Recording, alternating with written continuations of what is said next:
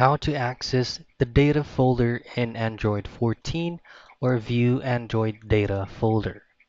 The first things first, we will be downloading a certain application, so just head over directly to your Google Play Store, head to the search box, and in here we will be using the Z Archiver application. So once you have downloaded and installed it, if you already have this existing app on your phone, you're just gonna make sure that you're currently using the latest version.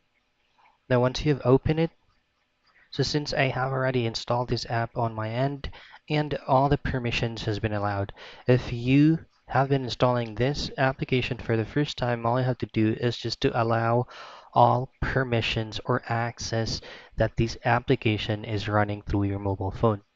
Then once you have allowed all permissions, you will now then be able to access the specific view Android data folder, which is going to be the second option. And that's it. That's how you access the data folder in Android 14 or view Android data folder.